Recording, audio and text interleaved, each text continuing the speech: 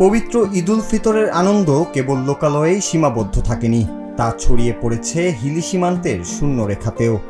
কাঁটাতারের কঠোর নিরাপত্তা আর প্রহরার মাঝেও আজ শনিবার ফুটে উঠেছে সম্প্রীতির এক অনন্য চিত্র।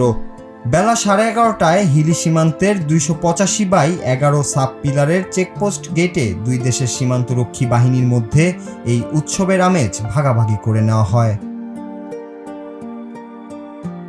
সৌহার্দ্য ও ভ্রাতৃত্বের এই মেলবন্ধনে অংশ নেন জয়পুরহাট 20 বিজিবি ব্যাটালিয়নের হিলি সিপি ক্যাম্পের কোম্পানি কমান্ডার সুবেদার আলাউদ্দিন মণ্ডল এবং ৭৯ বিএসএফের ইন্সপেক্টর রোহিত শর্মা।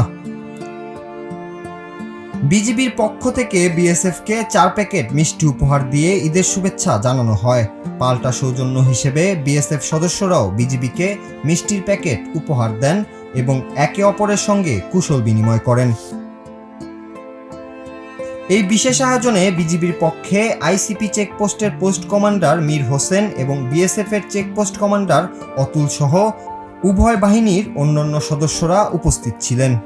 দুই দেশের সীমান্তরক্ষী বাহিনীর সদস্যরা যাতে একে অপরের প্রতি শ্রদ্ধা ও ভ্রাতৃত্ববোধ বজায় রেখে সীমান্তে দায়িত্ব পালন করতে পারেন, সেই লক্ষ্যেই বছরের প্রতিটি জাতীয় দিবস ও ধর্মীয় উৎসবে এই ধরনের মিষ্টি বিনিময়ের রীতি চলে আসছে। সীমান্তের এই ছোট্ট কিন্তু তাৎপর্যপূর্ণ আয়োজনটি প্রমাণ করে যে ভৌগোলিক বিভাজন থাকলেও উৎসবের আনন্দ কোনো সীমানা মানে না। একে অপরের প্রতি এই সহমর্মিতা ও সৌজন্যবোধ দুই দেশের সম্পর্কের ভিতকে আরও মজবুত করবে বলে আশা করা হচ্ছে। মিষ্টি বিনিময়ের মাধ্যমে কাঁটাতারের ওপারেও পৌঁছে গেছে ঈদের সুবাস, যা দুই বাহিনীর পেশাদারিত্বের মাঝেও এক টুকরো মানবিকতার ছোঁয়া দিয়েছে।